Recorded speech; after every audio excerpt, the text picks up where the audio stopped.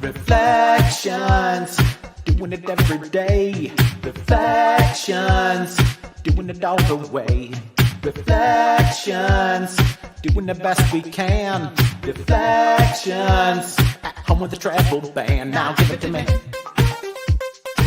Well, I can do better. Yo, Hitchcock, what you got? Are you serious? How you doing this evening? I think I managed to mute my microphone before we went live, just in the nick of time. Just in the nick of time. Cool. Excellent. As everybody or anybody out there that's watching or that will be watching or is watching now, but later in the future, probably already knows, we're going to be having one of our esteemed guests be joining us this evening. Somebody who we've been wanting to talk to for, Jake, how long have we wanted to talk to this guy? 14 months, 3 weeks, 18 hours, 7 minutes. I'd say just about exactly that long.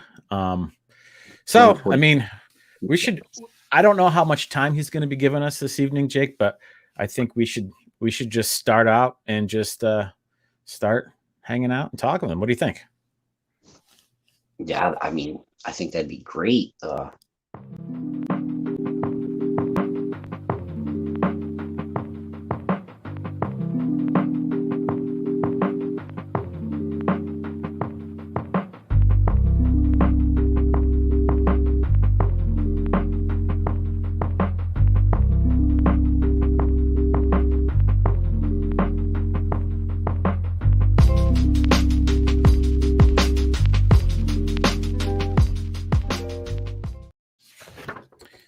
Hey there, hi there, ho there.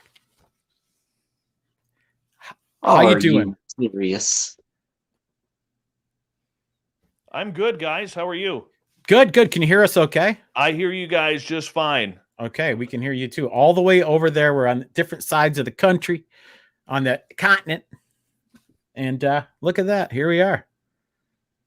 Now, my glasses will clean up here a little bit. I just had to run my dogs outside before doing this, so I do apologize that you can't see my eyes. I'm not trying to, be someone that I'm not. So I just want to say I appreciate you guys bringing me on and getting a chance and an opportunity to talk with you guys. What a pleasure it is to be able to chat about the weird, strange stuff that's going on in JBH. I mean, that beard and hair is fantastic. Just absolutely fantastic, man. I want you guys to check out a picture. Now, let's introduce ourselves a little more properly before we get going here. I'm Adam, Dave, and I've been loving checking out the show. Gotta say, tune in here and there, and every time I do, it's always fun, and it's been especially fun for me recently. So good job. And here we have this guy here. Yeah, hey, how you doing? My name's Jake, Dave, BLB so much Jake. You may or not, or so much Blue Line. I've been known in the past, dropping in and out of the SOR universe, as it were. But yeah, I try to take after you, as far as the beard and the locks go. I got a picture I want to show you, Jake. I don't know. Dave probably seen this picture, but Jake, does this picture remind you of anybody? What? Are you serious? Besides Gandalf or you? Andy Tisbert and cosplay? That's something that Jake does. I was looking back in my computer and my files and stuff, Dave, of a picture that I had like that, because I've got plenty of pictures just like that of Jake. And so as soon as I came across that picture, I was like, that reminds me of Jake. That's awesome. That's awesome. That hair, I am slowly growing it back here in order to, make my own way. I donated my first set of hair to someone who has cancer, and I've been growing it ever since, and getting closer, but I don't know if I'm going to cut this one just yet, maybe in the future, but it's such a small thing to do to give back. It really is. Yeah. And my mother is a 2-time cancer survivor. So I wanted to do that. And hold on one second. My wife is calling in. Hey, honey, I'm just doing an interview. I can't talk right now. Okay, bye. I just let the dogs out though, and I cleaned the kitchen. I made the bed. I took out all the recyclables and the garbage, and yeah, I did my home chores for today. That sounds good. I did a couple. Dave, I've noticed that you got many looks over the years, and I myself used to be a huge fan of that. Back when I had a healthy head of hair. Jake remembers it. It was a long time ago, but I did, and I always had so much fun changing up my look. I'm just going to go through a couple of these for fun for the people out there. This is kind of recently. That's when I got upset that it started snowing, because I knew with that snowfall happening that literally it was there to stick around for the entire winter. Yeah. That was the start of the snowfall. Here it comes. All right, we're just going to run through these. I mean, lots of different looks. You could swear that these are different people. Different people. What? Who's that guy? That's not the same guy. He is. Look at him. Yeah. Who's this clean cut fella? You know what? I hate that picture. I'll tell you why I hate that picture, because the way the photographer had me angled, you could see my double chin moved over to my left shoulder. I hate that photo. Oh, you look like my principal. That's a personal thing. I think a lot of people out there probably love it. Look at this guy. But that's not even the same person. Not even the same person in these. I know. And who's this?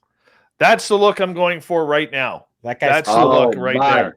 That's cool. That hair length. That's the hair length that's going to stay. And that's where I'm kind of sitting with. But there I'm probably about 25 pounds lighter than where I am now. So I got to get my ass in gear to make myself at least look somewhat presentable in public. I'm fighting that battle right now myself. Look at this guy. Is that this guy's no relation to you, right? It's a different person. That's when I first started growing my hair. And I got to tell you, the reason why I did that was that photo there I took a few months after I had a lot of bad stuff happen in my life. I had in 2017 in my area here, we had a forest fire that literally surrounded my entire town, and I got stuck up here.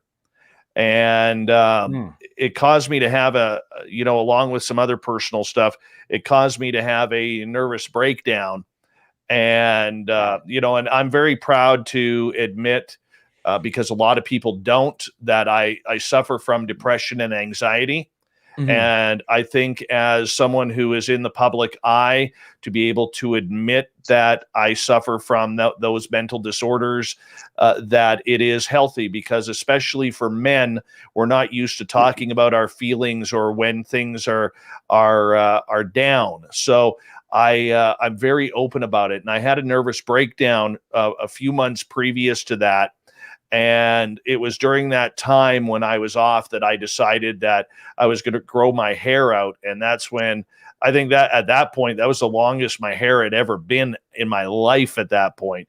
So I just figured, you know what? I got this really cool painting in my house with eagle wings. And I figured, you know what? Let's make it black and white and see how it turned out. That's actually one of my favorite pictures that I've taken. It's a piece of work right there, piece of artwork. Very cool, and cool story too. Just touching on that with the depression. I have issues myself with that, and I struggle, and a lot of other people do too. And yes, what are some things what are some advice to people that you have other than getting it out in the open and making being aware of it? That's obviously a helpful thing. You know what? The two things that helped me, and I'm not saying it's going to help anybody else, but the two things that really helped me was, number one, talking about it. Okay, when somebody says to you, "Are you okay?" Stop giving the generic, "Yeah, I'm fine." Yeah. If you're not fine, talk about it, mm-hmm. and explain why you need to talk about it.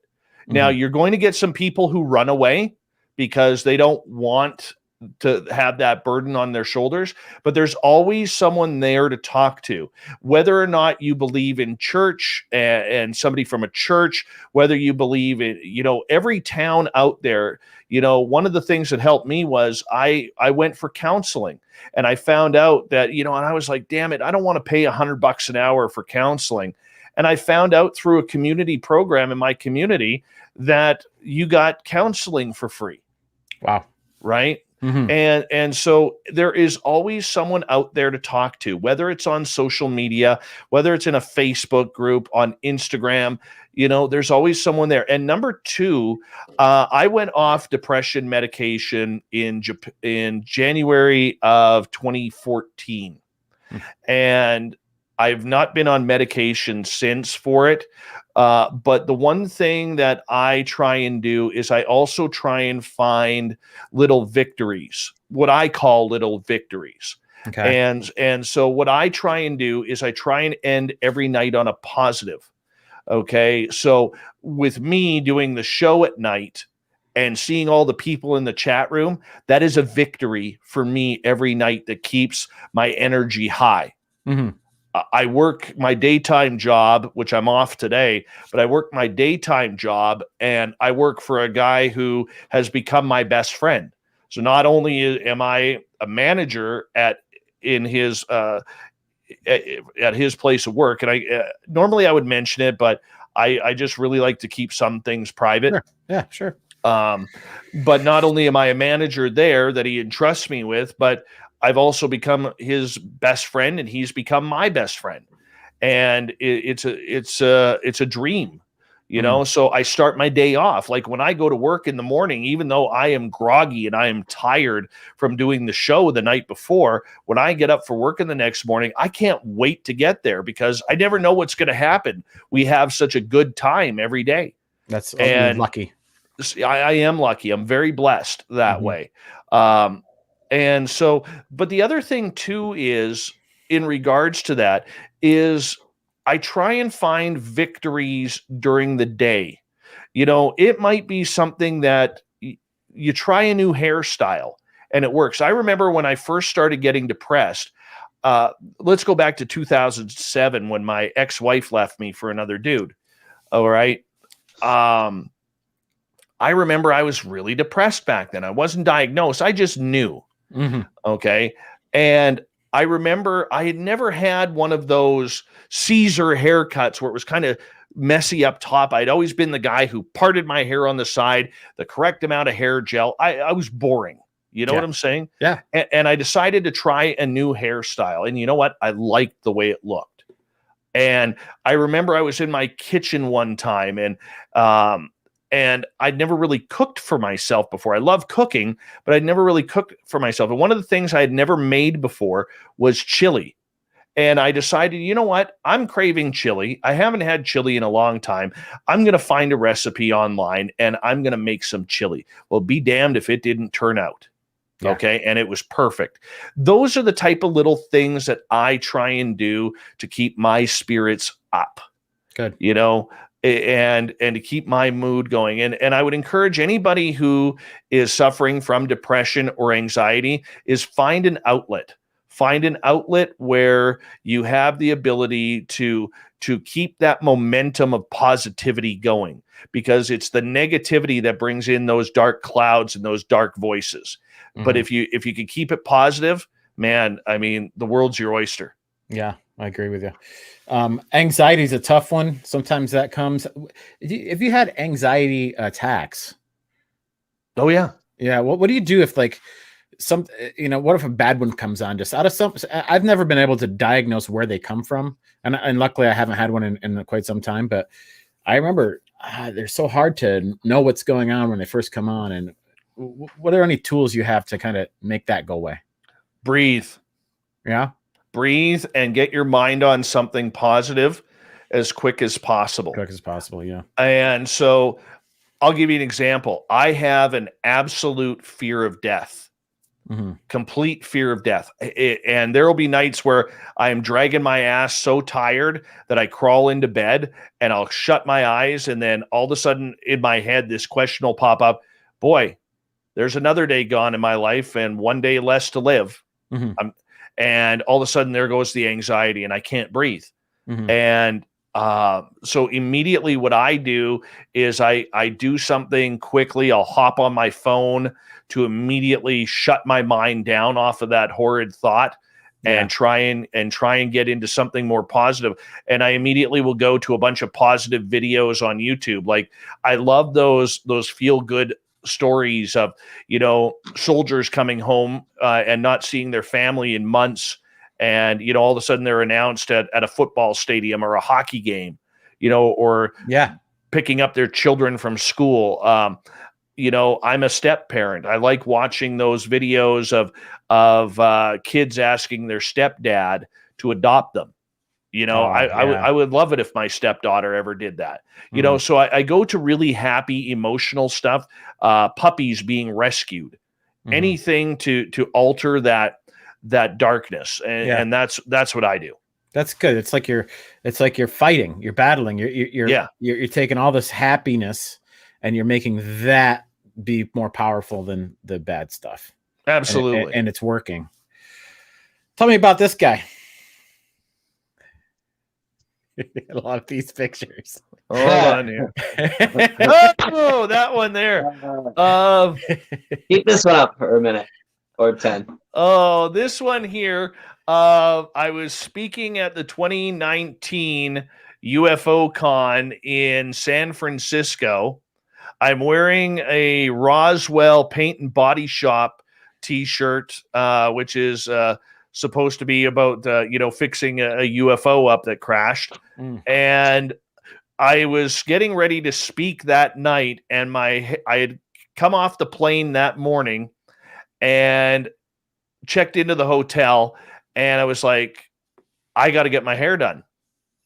So it's like 11 o'clock in the morning, and I quickly catch a cab to like a First Choice hair cutters or one of those places that should never touch your hair. And Fantastic Sam's. Yeah, Fantastic Sam's, something like that.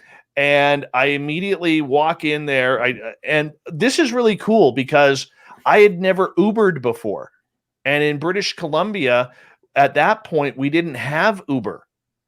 And that's just 2 years ago.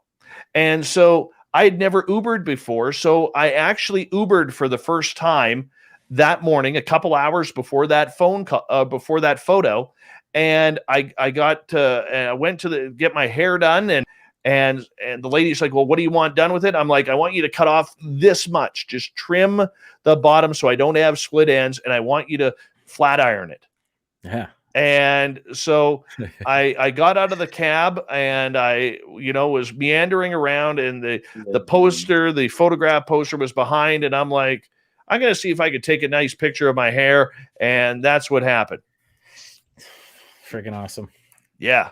And then look at this guy. This is a different person here. I love it. And Dave, I'm telling you, when I was in high school, all the way through until my mid-20s, I mean, it's hard to find all the pictures, but I did have tons of different looks, and I loved it so much. It was always something fun to do. I got down with it. So I'm not trying to diss in any way. I just think it's very interesting. You get all these things could be different people. Have you ever done any acting? No. Well, you'd be good at it. No, not even close. Okay. Normally I have a face for radio, man. Face for radio. Okay. Definitely the voice. Yes. Well, that's bought and paid for. So that's what broadcasting school did. Awesome. Where'd you go to broadcasting school? I went to the British Columbia Institute of Technology, which is, in my opinion, the best broadcasting school in Canada. Some people out east would probably argue with that, but I really don't give a care because I went to the best school. Great. Now, believe it or not, I'm a terrible student. Here's something that, I'm not very proud of. I've never even said this on the air. What? I actually graduated with there were 40 people in our class because they accepted 40 people a year. 4 had dropped out. And I graduated second last in my class. But because I'm not good with the technical stuff. I'm not good with technical terms or anything. But the one thing that I did do was I knew how to work hard. I knew how to work hard. I knew how to, I knew I could make it. I knew I could write. I knew I could speak. It was a matter of putting it together. I'm great in the field, but to do all that technical stuff back then, I wasn't good at it. I'm always someone, when it comes to the technical side, I have to take the long route rather than the short route that a lot of people, even my 7-year-old son, could take the short route. And I'm like, what the hell did you do there? So I graduated second last in my class, and I was only one of 6 people out of my entire class to make it to Vancouver. It's kind of like being the second to last pick in the NFL and ending up like Tom Brady. Yeah. Wow, cool. So that was kind of cool. That is cool. Wasn't he a sixth? He was a sixth rounder pick anyway. Not to bring the dope into the conversation. What made you decide to create Spaced Out Radio? Excellent question. I left terrestrial radio in 2007. And the main reason why I left that radio was because I wanted to know what it was like to have food on my table and gas in my tank at the same time. The one thing about a lot of radio celebrities that are out there, not so much anymore because we've seen social media take over. We've seen YouTube take over, Instagram influencers and social media influencers, which is a relatively new term over the last 7-8 years. But previous to that, people still listen to the radio. They listened in their cars because there was no Spotify. There was no real podcasting going on. So people still tuned into the radio, which I think a lot of people still do because they still want that up-to-date local content, as much as the statistics may say differently. And so it was weird because I remember one day I was playing in a poker game with my buddies, and there were 10 of us around the table. I was the only one with a college education sitting at that table, and I was the lowest paid by $17,000 annually. And in radio, we like to call ourselves pseudo celebrities because everybody knew who we were, but we sure as hell didn't have the money that celebrities make. Sure. So you built your relationships. You learned to bypass the popular bar lines because of who you were and who you worked for. So you got to know the bouncers. You got to know everybody. And then, there were some nights, where you go to the bar and next thing you know, there's drinks all over because you're that guy from the radio station. You know what I'm saying? And so that's where it kind of got cool.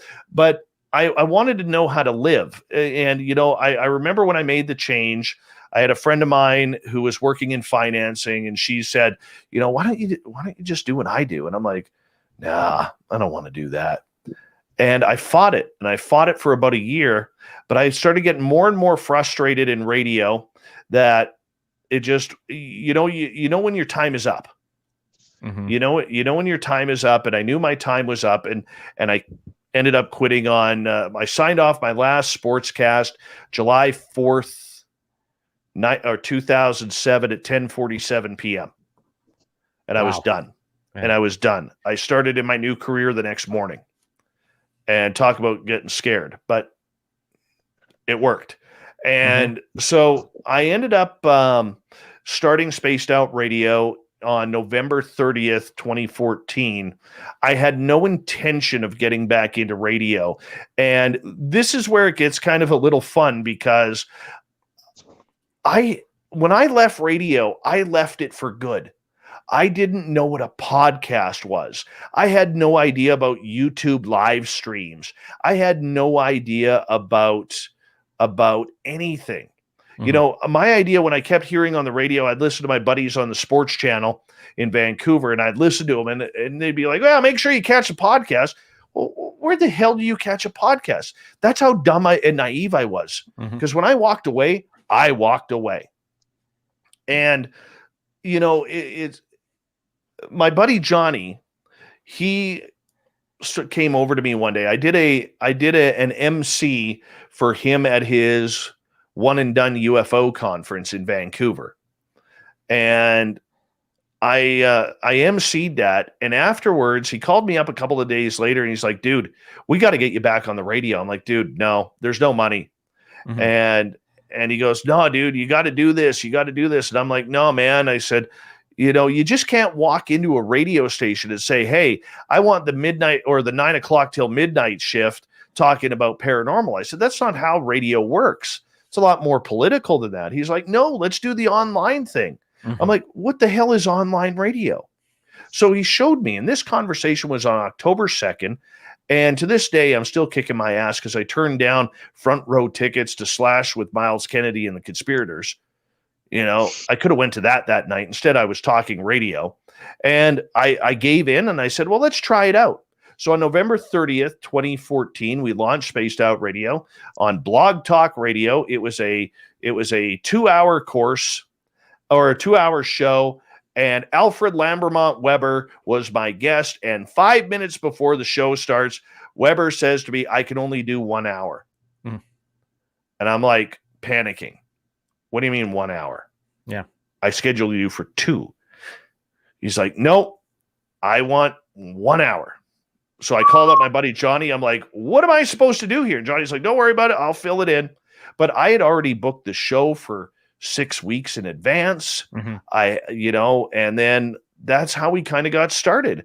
2016, we went into a 3-hour format, and it just started growing and growing. And here we are today. We're on 6 terrestrial radio stations. We're all over the internet. We're on YouTube now. And, things are happening that are well above my pay scale. I don't even know how they're happening. But, I wouldn't say we're in that A league of shows, but I would definitely say we're a good B plus. Yeah. And, I think we're one of the bigger ones out there now. When I think of people like Dave Schrader, Connie Willis, George Knapp, George Norrie, Jimmy Church, people that I respect in this field, we're pushing to be in that echelon of hosts. And I don't know if we're there yet, but I would say we're pretty damn close. How did you start the relationship with Bumblefoot? Oh, that was interesting. I'm a diehard Guns N' Roses fan. Mm-hmm. Diehard Guns N' Roses fan. And I remember in 2011, December 17th, 2011, I never got to see the original band play. And I remember looking on stage when it was, at that point, I was like everybody else, "Oh, it's Axl and Friends. That ain't Guns N' Roses up there. It's only Axl and Friends." Mm-hmm. And I watched them play. And I was like, wow. And my favorite song in the world is Paradise City. Mm-hmm. And like when I die, man, I'm going to get cremated. When I go into that bakery, I want to make sure that Paradise City is cranked while I'm going in there. Right. Cool. Have to. Mm-hmm. And so anyways, I sit there and I love them. And a friend of mine, she used to be a hostess at the Playboy Mansion. And she's like, this was in 2014, Guns N' Roses did their final residency at the Hard Rock Hotel in Vegas. I went to that, saw 3 shows and 6 nights, and missed catching the Paradise City whistle because some asshole in front of me decided to walk right in front of me, and he's 6'5", and the whistle hit him right in the head. It would have landed on my lap on my 41st birthday. I would have had the whistle. Mm-hmm. And I'm still pissed off about that. I offered him $1,000 cash for that whistle, and he told me to screw off. Wow. He must have wanted it too. And so anyways, he got away. Shortly after that, Bumblefoot started the Guitar Gods tour with Gary Hoey and Yngwie Malmsteen. Oh, nice. And so I went and saw the show, and I said, "Hey, my friend, and any chance that we could meet up with you after?" He's like, "Sure, absolutely." And I didn't realize, so he takes us backstage afterwards and we end up partying. Literally, none of the guys are drinking. There's no pot. There's no nothing. None of the guys. And we party in their motorhome for like 6 hours after the show. And that's where I tried Bumblefoot hot sauce. And we all followed each other on Twitter. And, about a year later, later that year, I started the radio show.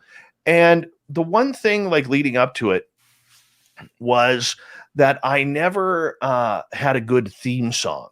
Mm-hmm. And in order to try and break through, you need good music. Good music. And so I remember he did this piece called, it's a Pink Panther theme. And I thought that would be the perfect theme song. So I messaged him on Twitter.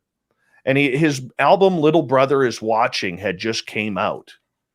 And I messaged him. I said, hey, I don't know if you remember me or not, but we met in Vancouver and I partied in your bus. He's like, Dave, I totally remember you. How you doing? How you been? And I'm like, holy cow, this rock star remembers me. Mm-hmm. By this time he's left GNR. He put out his solo album, Little Brother Is Watching. And I said, I really would love to use Pink Panther's theme song for my radio show. Told him all about the radio show. I said, hey, I know if you're not into it, I'm cool with that. And he's like, dude, I can't let you use that because it's Henry Mancini. Well, and it's owned by Warner Brothers. Mm. And he's like, but he goes, you and I will talk about an agreement. We'll come up with a good agreement that suits both people. And he goes, normally I charge about $25,000 for somebody to use one of my songs. And we came up with this great agreement that is completely private. Mm-hmm. And he introduced me to Little Brother Is Watching and a song called Women Rule the World. Now, originally I started off with Women Rule the World because it's got kind of like a Star Trek type theme, but he was totally into it. Like even signed over a letter to me stating that I have official permission to use his music during Spaced Out Radio. I mean, like that's how cool this guy is. And I have done everything that I can to try and promote him ever since to try and pay back because, I mean, how often do you get a world famous rock star who's ranked number 8 in the rock world for guitarists? And you say, hey, dude, I hope you remember me from that one time in Vancouver when we hung out together. And he says, yes, yes, yes, love it. Let's do it. Wow. I mean, that's just a dream. Mm-hmm. Just an absolute dream. So that's how we started. I ended up changing the song to Little Brother Is Watching because it really set the tone more for the show. And we've stuck with it now for 4 years. Cool. I think it, that goes really well with the show. I mean, it gets you amped up. Every time you take a break, you come back, you're getting amped right back up again. It fits. It's a good fit. I think so. Thank you. Yeah. I appreciate that. How do you find your guests for your show? Oh, good question. There's this thing that, you know what? This is a good question because I have had this asked a lot of times from podcasters and people over the years. I search Google. Okay. And not only that, I pick a topic, but I'm a little bit different. Like a lot of people always want the today stuff. I don't want the today stuff. I don't care if you had an experience 30 years ago. I still want to know about it. Mm-hmm. Right. And so I really tried to get, at first I was doing my own booking and now I got this great booking coordinator, Corey. I call him Corrance, the booking guy out of Texas. And I would be absolutely lost without him. Mm-hmm. And I just said, dude, these are our hot button topics. These are the topics we don't talk about. Just run with it. We try to stay minimum 2 weeks up to 6 weeks booked in advance. Yeah. And there are some times where, you're always going to have guests at work. I don't care if someone is of that upper echelon, like we had Stan Gordon on the other night talking about cryptids or sure. Whether it's Richard Dolan or Lou Elizondo or any of the TV people. All right. I don't care if it's somebody who we've never heard of before. What's the story? And I think that's why we sound a little bit different. And the reason why it works for us, because when Corey and I got together and he said, I would love to do a help out. And I said, well, I really need some help with booking. And he's like, okay, what does this entail? And I kind of told him, I said, look, let's just bring some cool topics. I don't care what it is. If it's the 27 Club, I said, look, there's just a few things we will not talk about in the show. I will never talk pedophilia on the show, like Pizzagate and bullshit like that. I'm sorry. Are we allowed?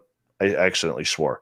So I don't know. Just try not to say it more than 20 or 30 more times. And Okay. I apologize. You don't have to apologize.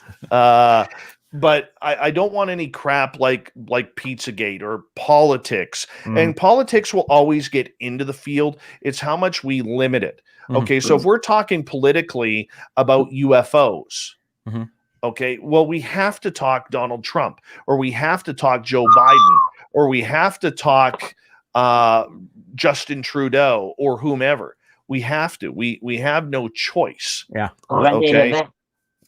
René Lévesque, even, sure. You know, but for the most part about it is we try and as much as we try and be a news section, our job at night and where we've really focused the show and where I've told Corey to go with it is, and he's done a perfect job, or a near perfect job, I should say, because not every show is perfect, even though that's probably more on my shoulders than his. But we have to be able to tell stories. And the one thing that we noticed, especially over the last few years, especially going into the election year, which was last year, was that people were becoming so hypersensitive on one side of the ledger or the other that we needed to be able to provide an escape. We had no choice.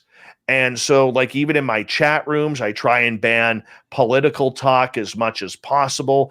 I don't care if you're black, if you're white, if you're Hispanic, if you're trans, if you're gay, if you're a lesbian, if you're 75 years old or you're 18 years old. I don't care who you are or what you are. You have a place in our chat room.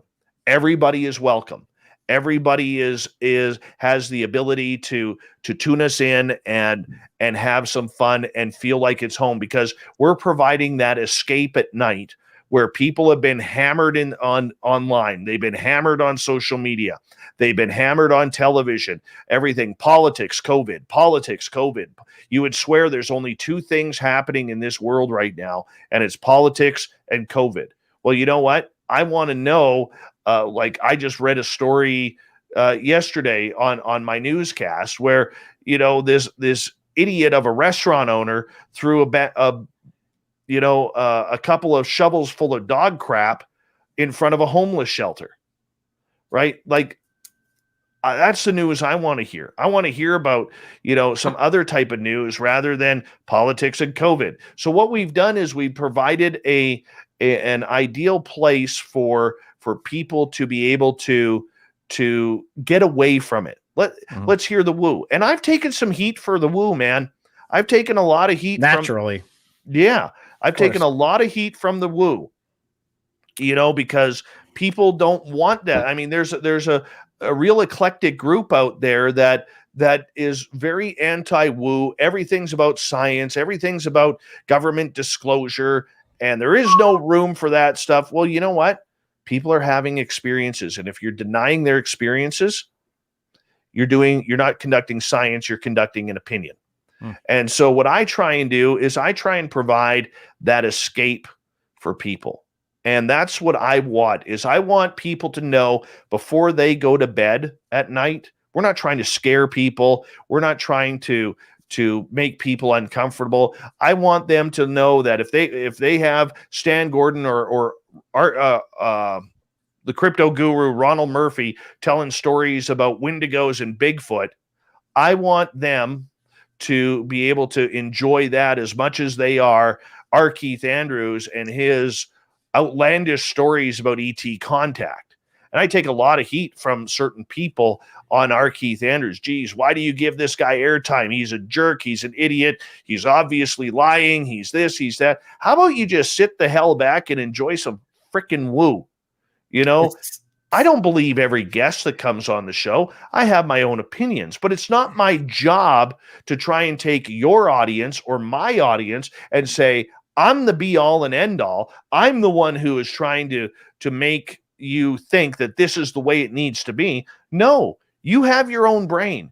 You're allowed to believe what you want to believe. My job is just to shut up, let the person speak, and they're either going to make it to the heavens or they're going to dig their own grave. Mm-hmm. But we could have fun while we're doing it. And it usually is fun. What's some of the what's some of your favorite subject matter that you cover on the show? Love Bigfoot. Anything to do with cryptids, I love Bigfoot and Dogman. Okay. I love conspiracies like the 27 Club. Talk to us more about the 27 Club. What is that? That is all those musicians who died at the age of 27, like Kurt Cobain, Amy Winehouse, Janis Joplin, Jimmy. You know, there's so many of them. Brian Wilson, I believe. The Doors, Jim Morrison, you know, Shannon Hoon. Oh, from Blind Melon. You know, there's all of these 27 clubs. There's well over 100+ members of this club. Oh, that's not good. And so I love things like that. I love UFO talk. Mm-hmm. But like, I don't care about, and it's funny because I even told Lou Elizondo this. I said, I don't care about the propulsion systems. I don't care about how these craft can fly without sound, the speed of sound without breaking the sound barrier. I don't care about how they could fly and then all of a sudden, you know, at top speed, make a right angle turn at 90 degrees and take off in a different direction. That doesn't interest me because I'm not a tech guy like that. What interests me is the fact that we have this stuff going on. Mm-hmm. I love looking for patterns. Patterns are fun. Like a lot of people, like being a journalist, people will all of a sudden say, well, geez, how did you know that was going to happen? I said, you have to follow the pattern. Mm-hmm. You have to follow the pattern. I took a lot of heat for telling our listeners not to buy into the To the Stars Academy. And when, like, here's a funny example of that. I took 3 years of heat from people, especially the UFO Twitter crowd, because I would not support the To the Stars Academy. And then after Luis Elizondo, Chris Mellon, and Steve Justice left in December, I wrote an article about that. I had the story. I just didn't have the quote because I didn't know how to get to Elizondo. George Knapp broke the story on Coast to Coast AM. It was a Sunday night. Monday, I said, I got the story because I had everybody else. I had Richard Dolan. I had other people involved in that story, kind of giving the thumbs up and thumbs down, you know, what went right, what failed. And then the next day, I was feeling creative, and I wrote a story called The 14 Reasons Why I Never Supported the To the Stars Academy. And it's funny because Jim Semivan of the TTSA read that, and in the UFO community, Jim only really communicates with one person, and that's Melinda Leslie. And Melinda actually passed me a message a few days later saying, by the way, Jim told me to tell you that your article was damn near perfect. I'd never interviewed anybody from the TTSA at that point. I had never talked to anybody at the TTSA, not even on a private phone conversation. I had 15 emails for interview requests in 3 years, all declined. Mm-hmm. And or never even returned. Sure. And so when I wrote that article, it was all on the patterns and my observations. And besides a couple of minor things, Jim Semivan told Melinda Leslie to tell me that I was damn near almost 100% correct. I was about 98% correct on writing that. Mm-hmm. So UFOs, I love to talk about. I love looking at it. Like my big question that keeps stirring in my brain right now, and nobody is asking this, is why now? Why now? Mm-hmm. Right? Well, Why all of a sudden that question goes across a lot of cryptid and unknowns right absolutely. now. It goes across the whole board. Mhm. What's your answer to that question? I don't know. Could be, you got to realize with the UFO, and I realize we're not here to talk UFOs, so I'll try and be brief here. In the UFO community, there's a lot of secrets. And I think that, if I want to go down the woo road, the path of the woo, I think that maybe somewhere in the sky, that there was a message that said, we're coming. And this time we're not halting the brakes. We're coming. Mm-hmm. Because after 70 years of ridicule, after 70 years of cover-ups, after 70 years of trying to ruin people's reputations, all of a sudden we're now going to play nice and say, yeah, they're here. Mm-hmm. Doesn't make sense. Why now? That's a big thing. Something's mm-hmm. rising. Something's rising. Something's about to happen. Could be. All that stuff to me, I have a better time in my daily life not going there. And mm-hmm. I do like to think about it from time to time, but it's such a big question. There's so many answers that could be so mind-blowing. Like it could be like an end of days thing. It could be a religious kind of like, it could be anything type that. It could be who knows what. Yeah. But that's why I like to plant my seeds and go out and try to grow my tomatoes and make sauce, Dave, so I can. Damn. I tried making growing tomatoes last year. It's tough up here where I live. Sure. Yeah. Mm-hmm. You got to get an early start is part of the success. Dude, of that up there. I just had 2 inches of snowfall yesterday. I'm not happy. Yeah, I know. I heard about that. Not happy about that.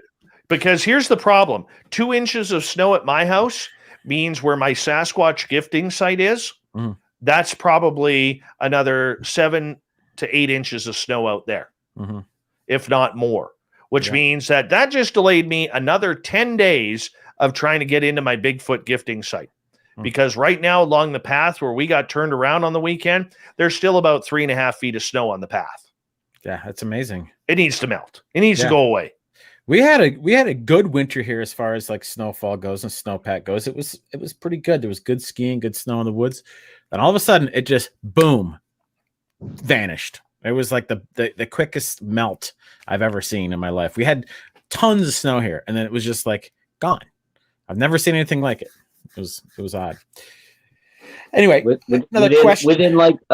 Within like 7 days, right? 7 nice days up here, and over a foot at least of. It was more than well over that. Well, in snowpack in south, I have a south-facing lawn, so even with 12, 14 inches of snow, dude, that was gone. Like 7 acres gone.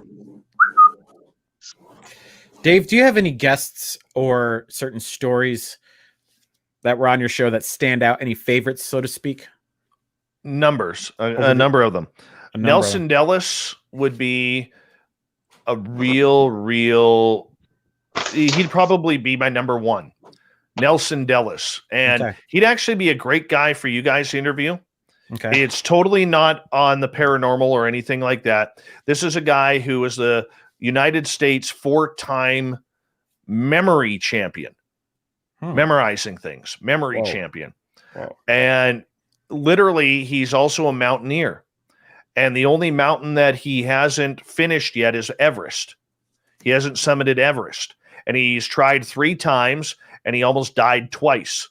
Once on the north side, once on the south side. He's got an incredible story about it. And he's planning, I think, going back in 2022. And we're actually going to set him up because when they go into base camp, they got to be in base camp anywhere from 4 to 8 weeks in order to acclimate to the height and the lack of oxygen.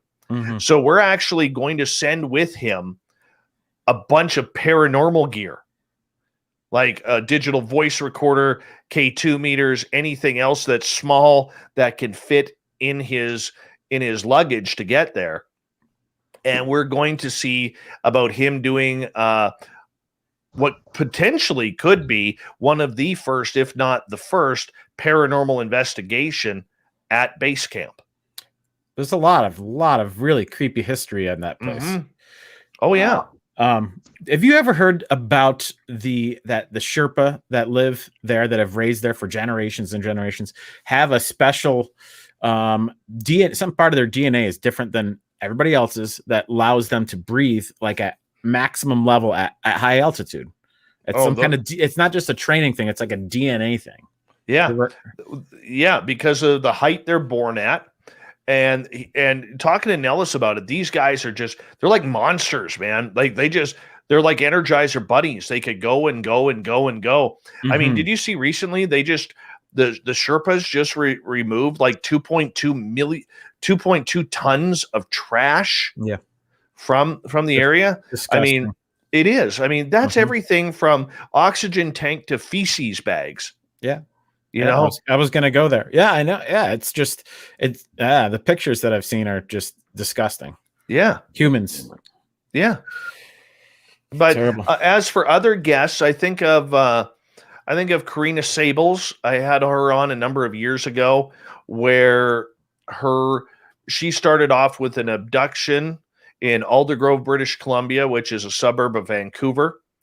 And it all started with seeing a black triangle over her house one night. And years later, her children started being taken. Her grandchildren are now being taken. I mean, I think of that. I think of people like that I met, like the crypto guru, Ronald Murphy, where literally I was a fledgling show and he had barely scraped together his first book.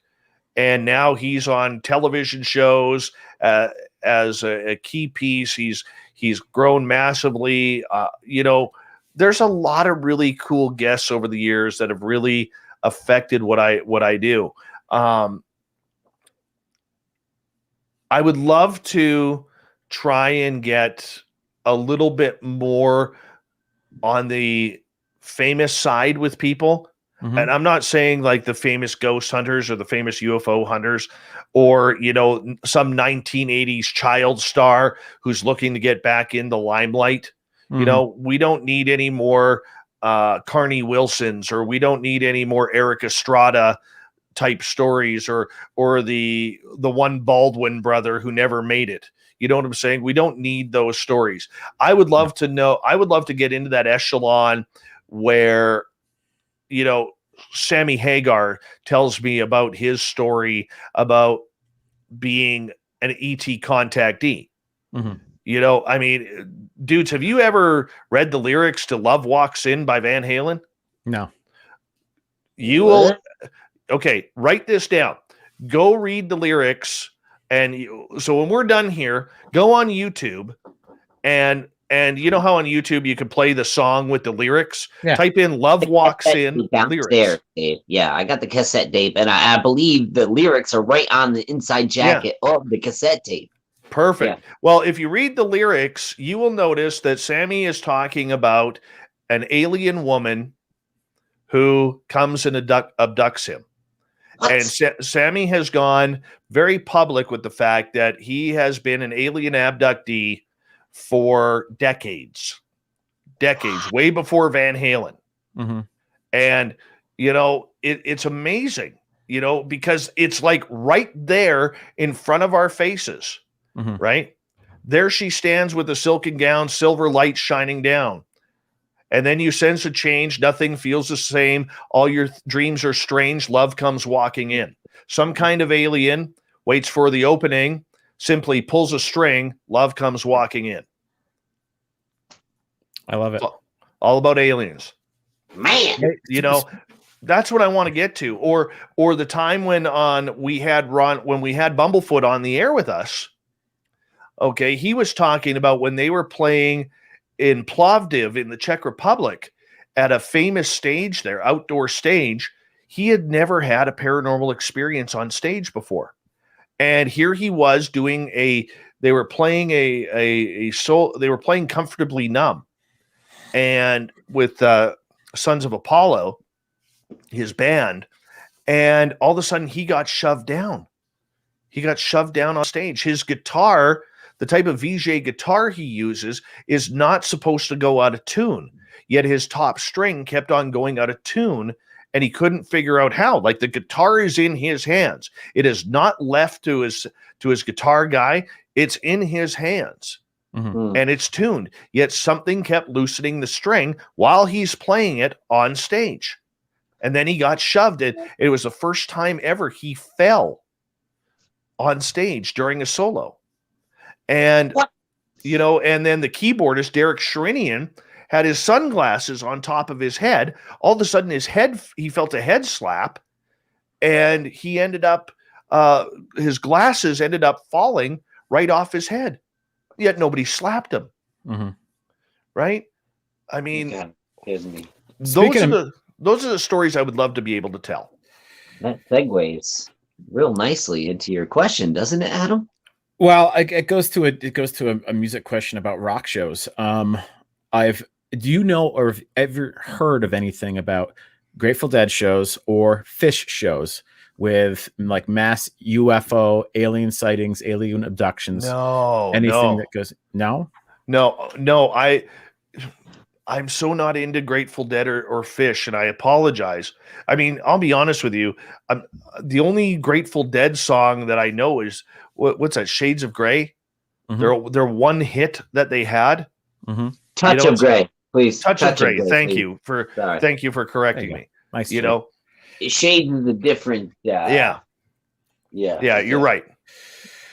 Yeah, well, it's a question that I thought, I don't know. It's something about rock and roll. I just over the course of my life, I've never been to a Grateful Dead show or anything like that, but I've heard about all sorts of things that happen at these shows, and I was wondering, about that. Anyway, let's get off that. Well, let me just say this: we had, if you want to go back in my archives, we had a really good story with a gentleman. He's a Canadian folk musician named Ashley McIsaac, and he's a fiddler. He's like one of the top fiddlers in the world.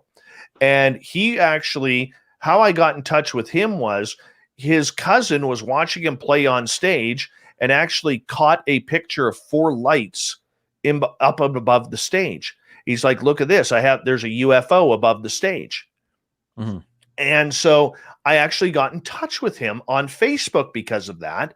And I ended up having him on the show, and he was telling me everything from how, the UFOs to the haunted fiddle that he bought, where people died around that fiddle who owned it previously. And then, someone close to him passed away, and then how he and his boyfriend were out on the beaches of Halifax, Nova Scotia, and they watched a sea monster come in.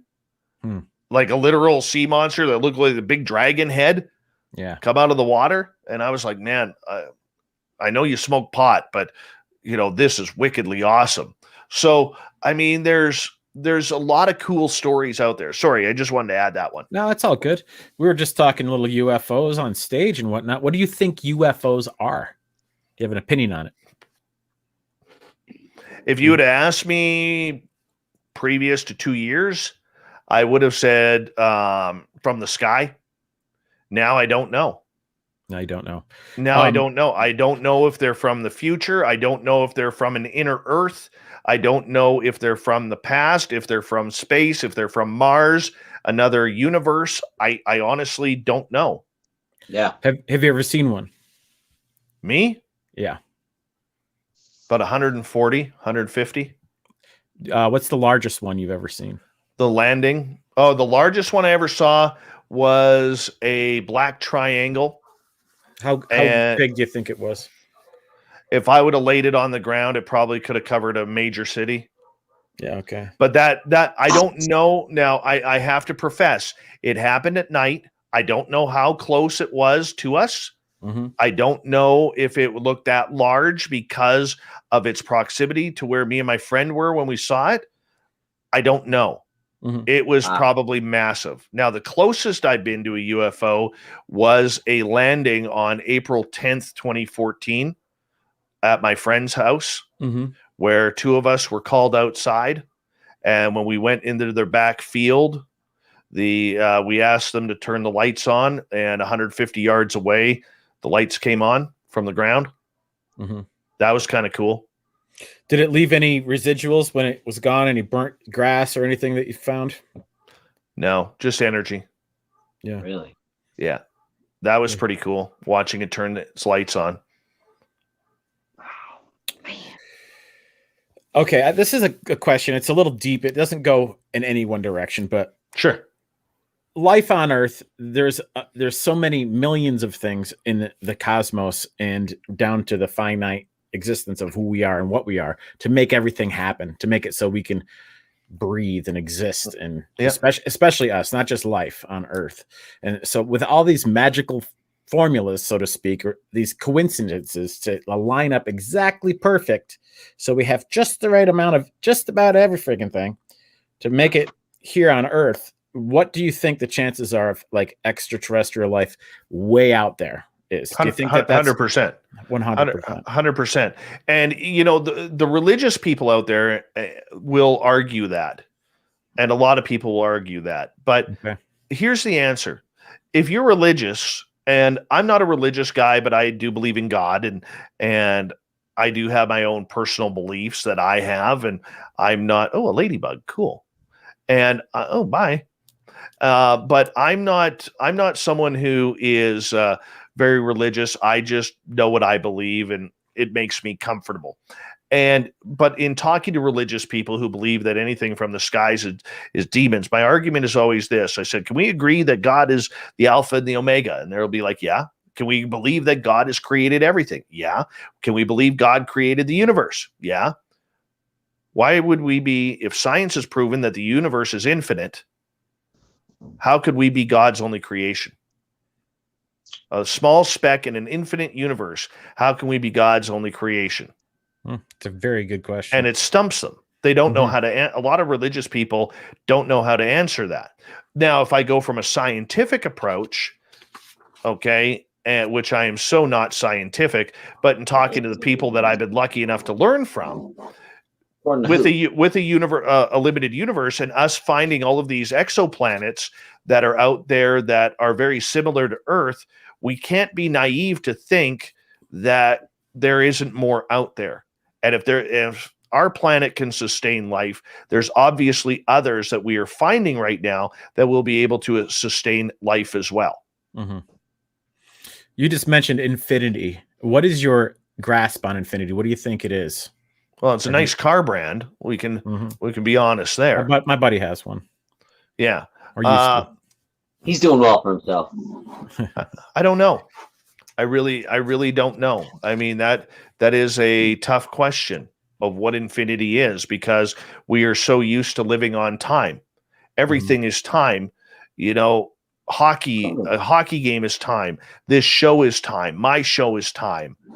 You know, the fact that I'm looking at the clock right now when we're filming this, it's 5:04 p.m. my time.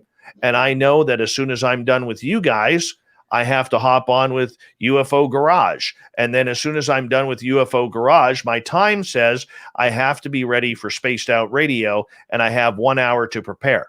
How much time do you have for us? I can go with you guys. How long is your show? Our show doesn't have anything. If you say we I have can go, how many more minutes? Go probably another 45 minutes. Okay, great. Good to know. If that's cool. It is good. Yeah. Or 40 minutes. Sure. Yeah. Well, I'm having fun with you guys. You know what, Adam, I got to say, you guys are asking me a lot of questions that I've never been asked before. And that is really cool. That it's nice to have something happen in a different direction for once, rather than, well, tell me your stories about your UFO experiences or your Bigfoot experience, or tell me the story about, you know, the angel of death. As cool as as much as I don't mind talking about those. It's nice that you've asked me some real pointed personal questions so far, and I'm preaching it, man. I'm preaching it. That's good. I mean, part of the reason why me and Jake developed this show, and we only have 14 guests on so far, is because we want to get to know people more. Not just, I mean, you're getting the idea just by being here with us, that this is what the show is. We try to make this kind of formula, this kind of presentation for everybody that's on the show. Give people a chance to get to know the person besides just what they see from the exterior. I thought Jake was gonna start flexing some bicep and tricep there for a second. Oh no, I don't have any of those, Dave. But I was saying you're a hard on your sleeve kind of guy, just like us. We are like, Oh yeah.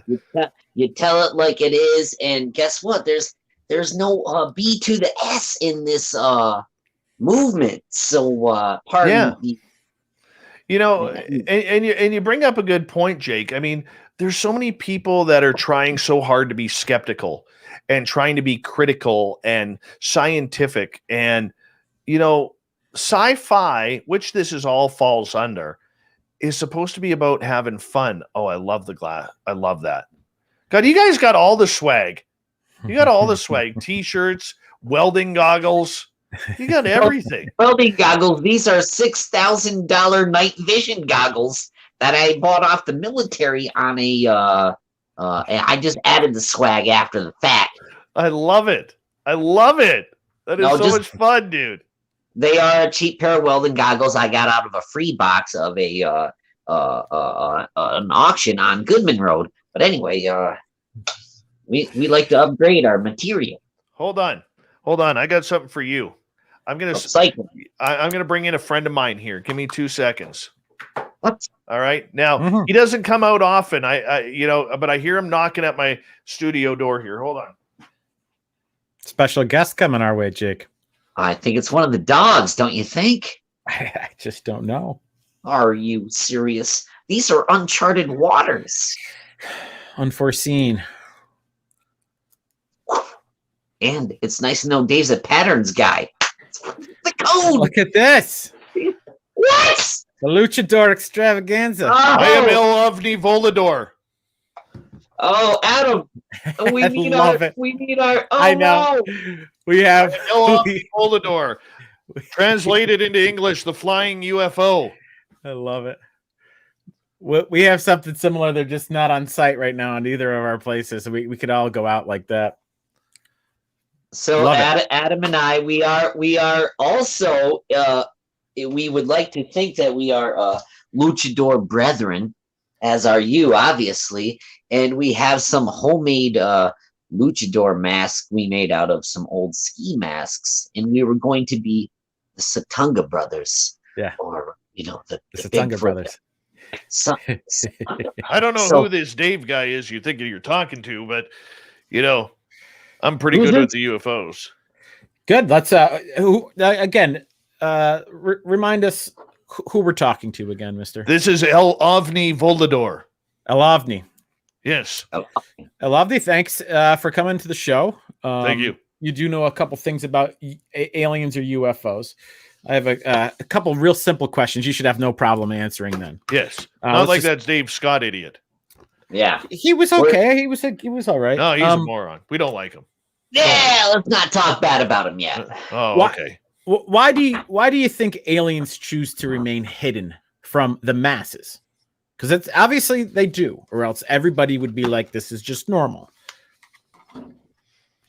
Yeah.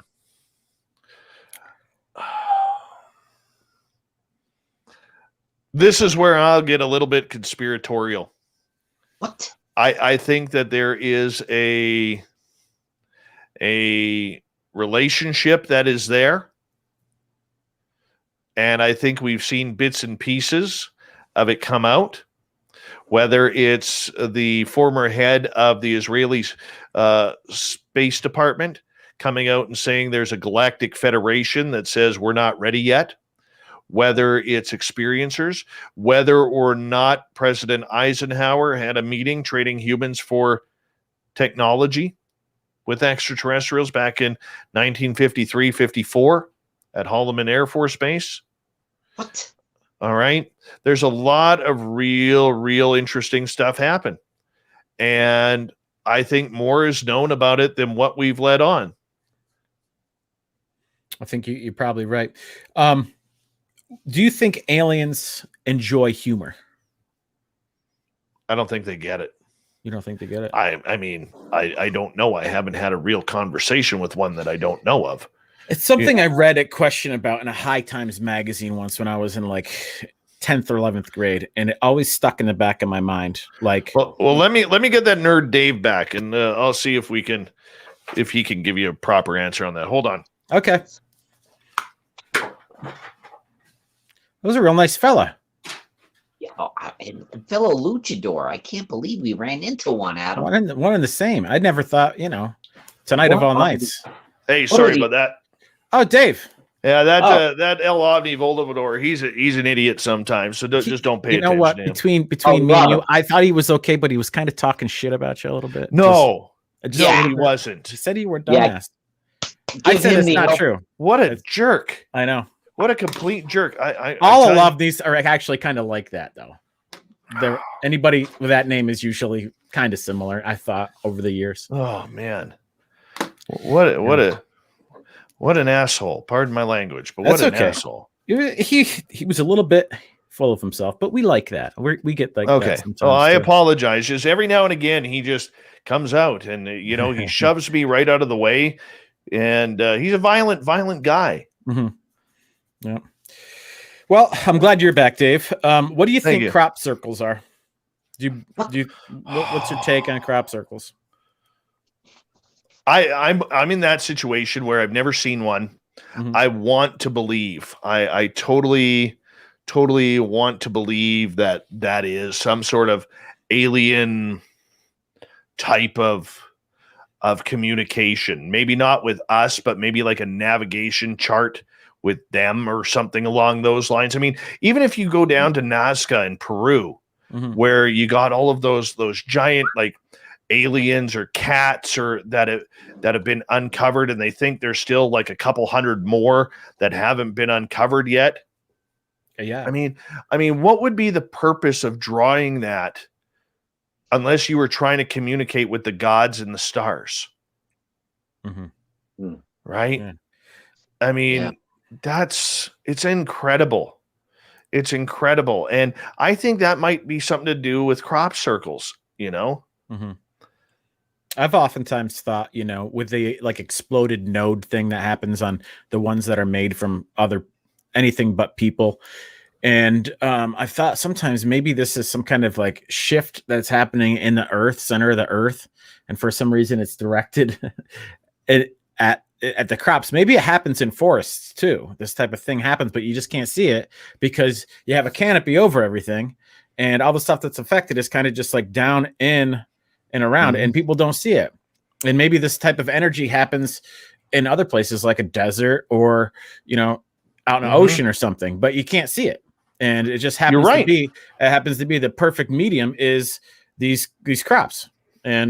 But my only question is, not a lot of them happen here in the US. They're always over in the UK more than anywhere else. But maybe that's just because one of the things that goes along the lines of like a ley line type thing or an energy vortex or something we just don't know about. But oftentimes I think it might be that type of thing. And the problem now with, it doesn't matter whether it's crop circles, Bigfoot, Dogman, UFOs. There's so much CGI out there. Do we really know what's a real crop circle photo anymore? No, those days are long gone. Yeah. Those days of all that stuff are long gone. And that's, that's a big loss for our field. It's a big loss for lots of different things, Dave. It is. I mean, the fact that CGI has become so good, except for some reason it's not in movies, it's still terrible. It really is still in movies terrible. Yeah. But that's part of the reason why I stopped watching movies is because I just can't handle the CGI stuff. Mm-hmm. But I mean, when you look at everything that is going on, whether it's crop circles, whether it's Bigfoot, we can't trust that evidence anymore. Nope. Unless you take it yourself. Mm-hmm. You can't trust anyone's evidence. And I agree with you. It's sad. It's really sad. What do you know about deepfake? I don't follow it. You don't know?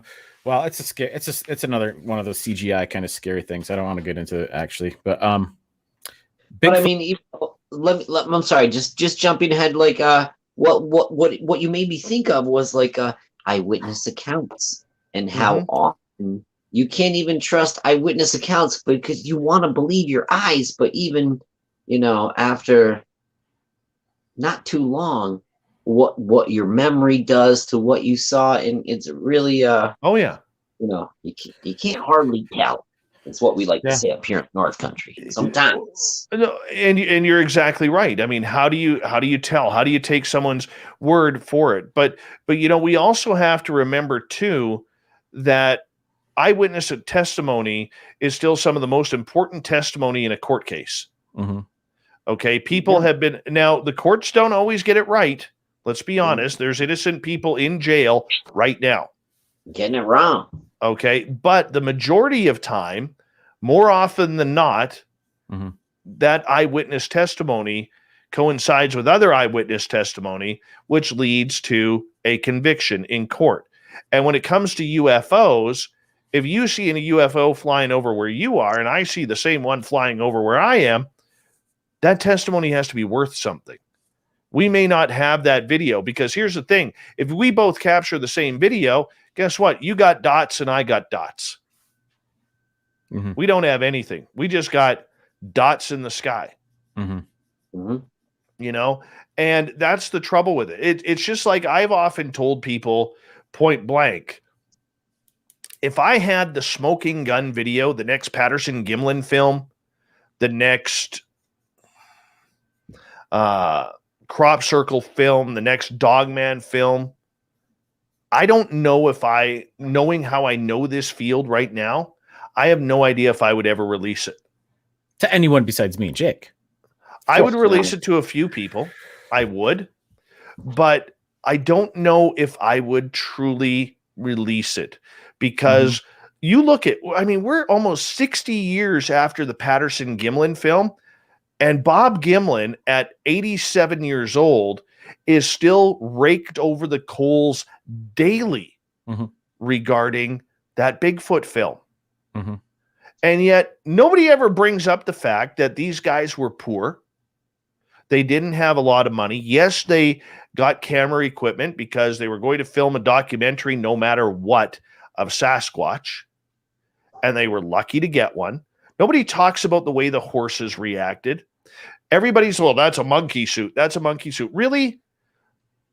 Patterson and Gimlin are going to sew a pair of tits on a monkey suit?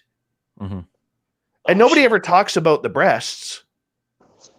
Very few people will actually talk about the breasts on that video. Right? That's the reason why, because here's the thing. In the 60s, when this was filmed, okay, we're thinking of this video in a modern sense. We are not thinking about the Patterson-Gimlin film in the 1960s. What was the political climate? We had a bunch of hippies, okay, making sweet love everywhere, but we also had a very conservative society that still was banning women from wearing low-cut bathing suits. Okay? They were trying to control what people saw. Nudity was something that was out of the ordinary. It wasn't normal as normal as it is today. Yeah.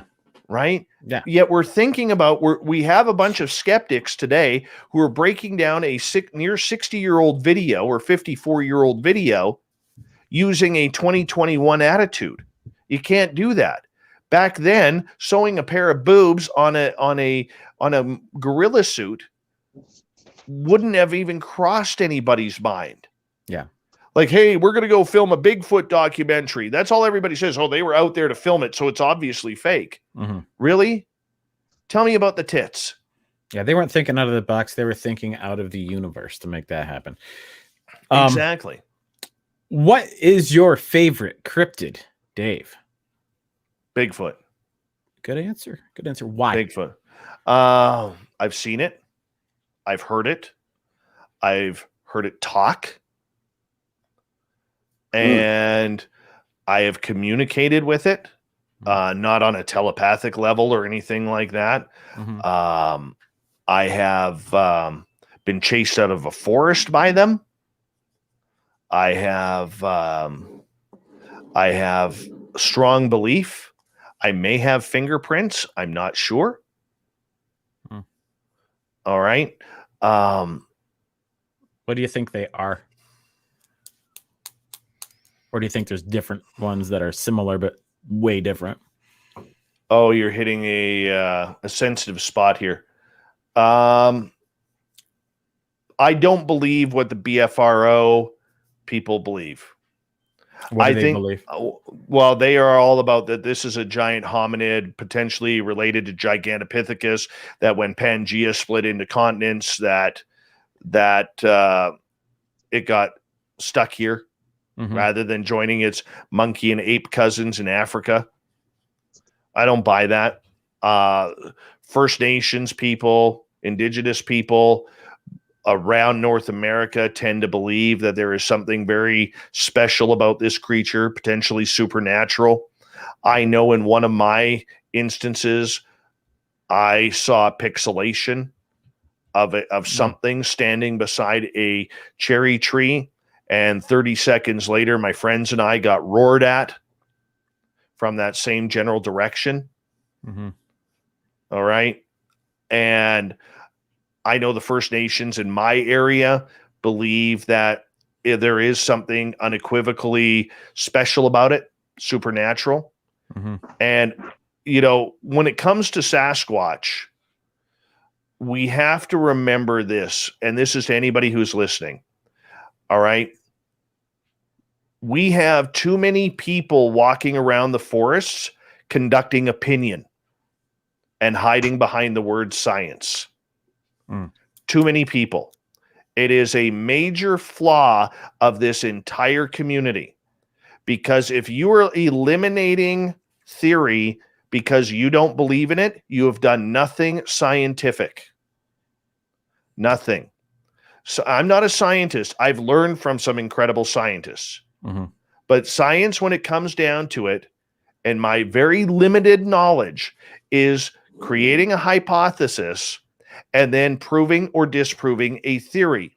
So just because Adam, Jake, or Dave may not believe that Sasquatch has the ability to pass through dimensions does not mean that it isn't true. It does not mean that when tracks stop in the middle of a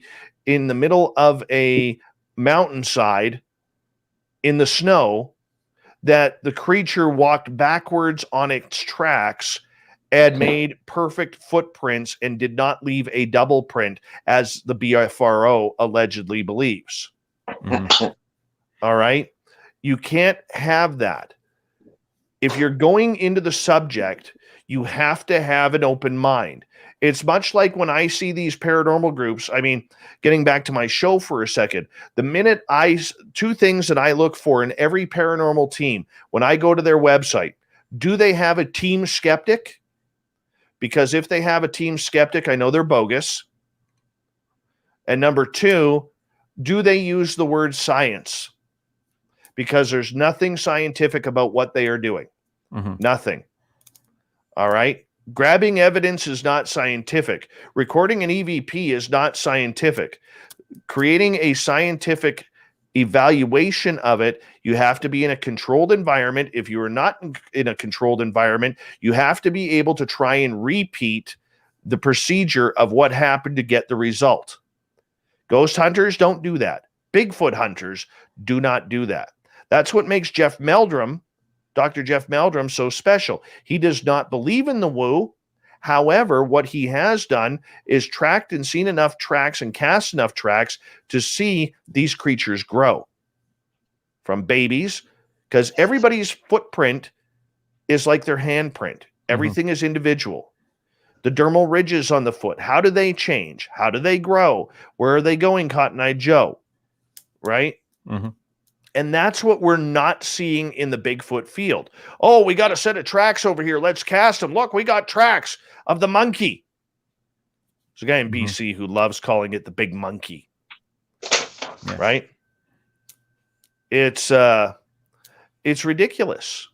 So, I mean, we don't know what we're looking for. We can't eliminate possibility because we have no body. Okay, why don't we have a body? Don't give me this bullshit about, oh, the Smithsonian takes them all and the military takes them all and the government agents take them all. I don't buy that. It's because there's something more special to it. There's something more to it. And we need more people to be open-minded about it. Right? I'll give you an opinion of mine. Ogopogo at Okanagan Lake here in British Columbia, famous sea monster. My personal opinion is that it's a big white sturgeon, because Okanagan Lake is the start of the Columbia River, which ends up going to the ocean, which splits the states of Oregon and Washington. All right, you have to cross a bridge at Vancouver, Washington to get into Portland, Oregon, and you have to cross that bridge over Columbia River, which is where the sturgeon are. Much like the Fraser River in British Columbia, where the sturgeon can grow up to 20 feet and about 1,500 to 2,000 pounds. They're rare, but they're in there. Yeah. So the point that I'm getting at is this. I don't believe in Ogopogo, but if I'm out researching the Ogopogo, I have to put my personal beliefs on the side, because my personal beliefs do not mean squat in an investigation. And too many times in the Bigfoot field, we literally have too many people out there conducting opinion, and it hurts the entire research field and realistically makes us look like fools. And it's disgusting, because there are some very brilliant people in each of these fields of research that are not being listened to, because everybody looks at this field and says, the people involved are a joke. We want nothing to do with them. Nothing.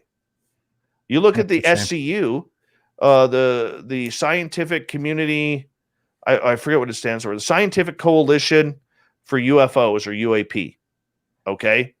They are a bunch of university scientists and government scientists that have come together to talk about UFOs. Okay? And their website is Explore SCU, not SEU, SCU.org. Okay? They are a bunch, and I know a few of them. And these are people who want to learn the scientific side of UFOs, but they can't go public with it. They won't go to Joe or Jane Sixpack, who is running around with cameras all over the desert of Sedona, Arizona, to say, look at the UFOs there, when really it's satellites going over. Or somebody in Toronto over Lake Ontario. It doesn't matter where it is. We give millions of examples. They don't want to deal with those people. They're trying to get the scientific side, because the minute they put their names to those people, you become one of them, and your credibility goes down the drain, because you're associating with wingnuts like all of us do. Yeah. So I don't know. Maybe I'm wrong. Maybe I'm just an asshole. I don't know. But it's my opinion. I think you are a lot like Bigfoot. No one can prove that what you just said is wrong. No one can prove that Bigfoot is real or fake. So, hey, I think well said and good job. Jake, I do believe it's that time, though. Dave, this is the special time of the show. I have a special something for you. What do you mean? And we're gonna get it going here in just about a couple seconds. What? Are you talking about that real special time? Are you ready, Jake? Oh man, I don't know. I think so. And we're not okay. So should I read it off? Okay. Okay, so here's the thing. We're gonna should we give him a little background information? No, just shoot, man. I'm just gonna say, hey, this is that time of the show. We are gonna hit you with this. This is the Rapids. This is called Mountain Stream. This is part of the show. It's called the Rapids. We're gonna send you down a little white water, a little maybe some uncomfortable, uncharted waters, and with a bunch of questions Jake's gonna ask you. I'm gonna put you on the timer. We're putting you in the hot seat. You ready, Dave? Yeah. As long as there's no great white sharks, I'm good. Jake, are you ready? I am ready, Adam. Okay, let's enter the Rapids right now. Should Pluto be a planet? Yes. Ramen or Kraft dinner? Ramen. Bobcat Goldthwait or Gilbert Godfrey? Gilbert Godfrey. What's your favorite YouTube channel name? Mr. Beast. Leather or vinyl? Leather. Crow or Beastmaster? Crow or Beastmaster? Crow or Beastmaster? Beastmaster. Do you dance, sir? No, and I'm proud to Re- say no. Reebok or Nike? Nike. Shane McGowan or Mike Ness? Don't know either. Do you root for the underdog or the favorite? Depends. 47 seconds. Point That's eight it. zero. I think we've got a window. Who is Shane McGowan? Shane McGowan is the lead singer from the Pogues, and Mike Ness is the lead singer for Social Distortion. Both are kind of a riotous punk, kind of inspired. Like when I heard your music, I thought of the Pogues and Social D, and so I thought I would take Social Distortion. Oh yeah, that is a nice one. Yeah. 98 was a great year. There you go. Oh yeah. We have a plethora of more to talk about, my man. Nice. So maybe we should. I don't want to hold you too much longer tonight. We can go over a couple more questions. Sure. But we should probably put a part 2 onto this bad boy. If you want, I'm good. I'm good. For the future, maybe in the fall or something. Whenever. We were just talking about Bigfoot. What do you think the connection between Bigfoot and UFOs or Bigfoot and aliens possibly could be? I think there's a major connection. And that's, the one thing that I learned from talking to a lot of really brilliant researchers out there, David Weatherly, Timothy Renner, Joshua Cutchin, John Tenney, a number of really, really smart people who are so far beyond where I am. I'm not and I want to preface this first, if you don't mind. I'm not a researcher. Okay. I'm a journalist by trade. I know how to talk on a microphone because I spent nearly 10 years in radio, and I'm an experiencer. I don't consider myself a researcher at all. Do I go out in the forest looking for Bigfoot? Hell yeah, I do. Why? Because it's fun. Do I care if I catch anything on video? No, as long as I get to see something with my eyes. Mm-hmm. Right? So I do want to preface that, but I've had the pleasure of learning off of some major researchers. And the one thing that they are all studying, and not many people are, is there seems to be this invisible thread that ties the paranormal to the supernatural to the cryptid world to UFOs, to consciousness. It all seems to be there. Whether, people are having experiences when they're camping and they hear Bigfoot around their campsite, all of a sudden they hear the Bigfoot take off and the lights come over the trees. There's a lot of stories like that out there that I believe this is all tied together somehow.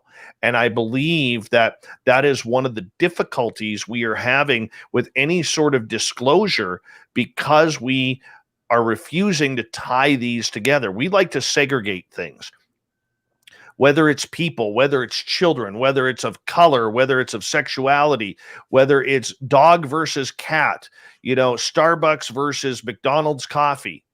We love to segregate everything, and I think one of the biggest issues, besides me saying, about 18 times in the last 15 minutes, is with these subjects, we can't segregate them anymore. There is a common thread that we need to put them all together. Why are people who are having alien abductions claiming that they have seen Sasquatch on these craft? They've never seen a Sasquatch before in their life. Yet here they are claiming the Sasquatch were there. This also leads to a major rumor that is going around that the BFRO is allegedly cutting out details of their reports. So if you have something happen that is paranormal, supernatural, or ufological, and let's say I'm filing a report to you, Jake, and you're the BFRO person, and you submit the report, and I tell you that I saw a UFO over the grounds, and the next thing I see after these lights pass by is a Bigfoot walk past my campsite, that report is either being allegedly edited, where the UFO will be taken out of it, or they are eliminating the report completely. And why? Why? If it's tied together, that's part of the evidence. Well, it's That's just part of like, the evidence. And it is all, I strongly believe, I'm giving you a long answer that didn't need to be that long, but yes, I believe they're all tied together somehow. yeah. Well, Yeah, well, we know they're tied together. It's just, it is the question. It is my main question, because not only do we know that other people have experienced this type of stuff, but we have experienced it ourselves, and on more than one occasion.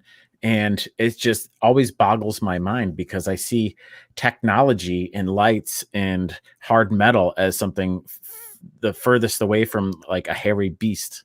I don't, it doesn't go together in my head, but they're a lot of times linked. And it's just, sometimes Well, I think, I'll give you something here. I'll Yeah. give you something on that if you don't mind.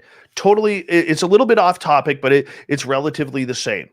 I used to run a ghost tour at the local museum to help raise money here for the museum because it's nonprofit. sure. And after the tour, I had this mother come up to me and said, "Do you mind talking to my daughter? She's a little freaked out because she she goes, I don't want her to know that I told you that she sees things." And I'm pretty intuitive. I don't talk about it a lot, but I can be pretty intuitive at times. And I really read this young lady. Like, she was only 12 years old. Okay. And I'm looking at her, and I just knew I had to talk to her about UFOs. And I said to her point blank, I said, "You seen lights in the sky before?" And she kind of looks at me shocked, and she goes, "Yeah." I looked at her point blank. My follow-up question to that was, "You flew the craft, didn't you?" no way. And she kind of pulls away, covers her mouth. She goes, laughing as kids do when they're nervous. She goes, "Oh my God." She goes, "How did you know?" Wow. 12 years old. "How did you know?" I said, "I know these things." That's I sick. said, "So consciousness." I said, "How did you do it?" She goes, "I just knew how to do it. And it went wherever I wanted it to go." Yeah. I've heard Right? that. Yeah. Right? It's all consciousness. Mhm. Bigfoot. Wow. What about the telepathic communication that people have with Bigfoot Yeah. that we've heard so much about? Mhm. It's consciousness. Aliens, when they talk to you telepathically, it's all consciousness. Mhm. Right? It's all tied together, man. And if anybody wants to start researching in these fields, doesn't matter what it is, they're all related. You will find that evidence to show it. Right? That's why the bigwigs stay away from what we are doing, man.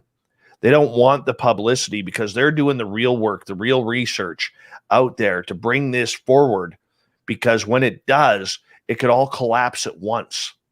And when it collapses, we're in for a world of holy shit. I can't believe this is actually all tied together. Mhm. Yeah, it's a point that, getting to that point I think it'll still always be hard to come over that hump, no matter what because no matter what you say, I mean, there's still going to be people that don't believe it unless they see it for themselves or True. experience it. And that's And going to they're- be the majority of the people. And they're allowed. They're allowed. But why haven't we got a body? Now, people will say, well, how it's difficult to see a moose or a deer or a bear's dead body in the forest. I've seen 2 dead bears in the forest. 2. They're rare. Okay. But no Yes. matter Never what, seen- nature is very good at cleaning up after themselves. Extremely. Why don't we have a Sasquatch? We hear of all these stories of people who have fired high-powered rifles at Sasquatch. Yet it's never dropped a creature.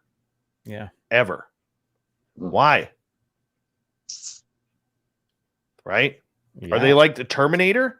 Not Arnold Schwarzenegger's version, but the other dude in T2. Where he gets the effect of it, but it doesn't kill him. Just rubs it off. Robert Remorphs. Patrick. Yeah. Yes, Robert Patrick. That's right.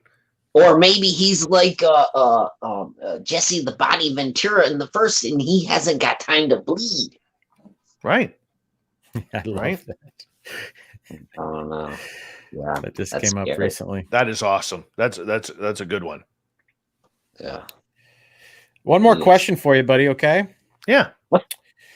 Do you think that sometimes important information that is real about, say, UFOs or Bigfoot, that is real, the truth, is given or shown to certain people that could come off as being incredible or insane to in some way get the information out there, but yet still protect it with some kind of veil? Like the information is getting out there, but it may or may not be legit because of who's telling it. Absolutely.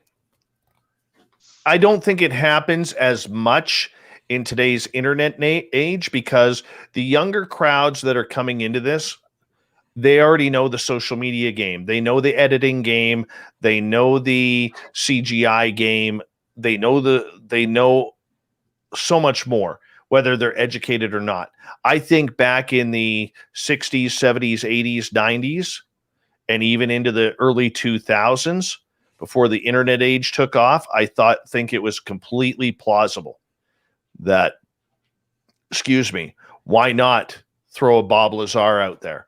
Why not throw a Stan Romanek out there? Why not throw a Billy Cooper out there? All right. Why not throw these people out there? Billy Meyer, William Cooper, because let's face it, the media, the mainstream media still has the thought process of those days. The person who is into UFOs or claims to be taken is a conspiracy theorist who usually works the night shift at 7-Eleven, no dental plan, has never made more than minimum wage, and believes everything the opposite of what the story is and wears a lot of tinfoil and probably lives in his mother's basement or a trailer park. That is the media's outlook of people like us inside a newsroom. I know. I've been in there. I've been in that newsroom when those phone calls have come in, which is so not the truth of it all. So back then, when they didn't want people making fun of or talking about these topics, I do believe that there was setups for that. Okay, Paul Benowitz is probably the most famous one. It ended up killing him. All right, some people believe that there should be people charged with murder for that, for setting the guy literally into becoming nuts. Yeah. All right. We had the government cover up and people trying to lambaste Travis Walton and his experience. It happened with Betty and Barney Hill. All right. And when you have all that happening, it's easy to see why wouldn't they? Look at Roswell. Tell anybody about this, your future and your children's future and their children's future will be disrupted. Well, their children's future is my generation. Did anybody get disrupted? No, because they all shut up for the most part. They all shut up. So yes, I think it did happen. I think with the internet age, it's a different rule. It's a different game, and I think the biggest threat that we have right now, and the government doesn't have to do anything about it, or the alphabet agencies don't have to do a damn thing about it, is we are in a community that eats its own. We eat our own. We have no problem in saying, Adam, you're a fake, you're a liar. Jake, you're a fake, you're a liar. Dave, you're a fake, you're a liar. We have no problem saying that. We turn on our own like that. And we're willing to slit each other's throats for a dribble of information. And that exactly is what it's the government knows that. I've talked to people who have those connections. And I remember one person telling me, Dave, we don't have to do anything anymore because nobody believes the community anyways. We don't have to do it. Well, guess what? The tinfoilers in some of these subjects are becoming very, very right. Very right. And people are starting to open their eyes saying, well, if they're right, if these wing nuts are right about UFOs and them aliens are there, okay, what else are they right about? Mm-hmm. That's what it comes down to. It's a good place to save the rest for next time. Jake, what do you say, bud? Are you serious? We haven't even scratched the surface. I am, man, I'm so excited. I'm sorry we didn't get through half of our questions, Steve, but it was. I apologize so for nice to rambling. have you. No, Oh, are you don't kidding me? apologize. Everything's perfect. And I love it. We got something to talk about next time. Well, And- I'm gonna make a promise to you guys, okay, that I really enjoyed this, and you guys asked me a lot of things that I've never been asked before, and that is always impressive for me. I would love the opportunity in the future, if you guys want, to come on back and save those questions, and we'll get to those questions. And we'll line up a date and make it happen for you. That sounds incredible. It sounds be incredible. awesome. Yeah. So you're going over to another Bigfoot thing right after this, Dave? I gotta go. I believe it or not, I screwed up my own schedule. Okay, and how I screwed up my own schedule is when you guys contacted me, I thought we were doing this like earlier in the day. I was ready for you guys at like 11 a.m. my time. Oh, so yeah. So I'm like, and then I read the email and I'm like, boy, how did I get like 5 hours difference mixed up like that? Like, that's not cool. That's not cool at all. So somehow I screwed up, my fault. And so the boys from Ben and Joe from UFO Garage were like, hey, do you want to come on? And I'm like, well, I got this one in the morning, and then I got to do some recording in the afternoon. And then I got this one right after, and then right after theirs, I'll do the show. And I was like, yeah, this is going to work out to be a perfect day. And then old Dave screwed up. So it is completely my fault. I will take the heat for it. And my God, I still love the beard and hair, Jake. Still love it.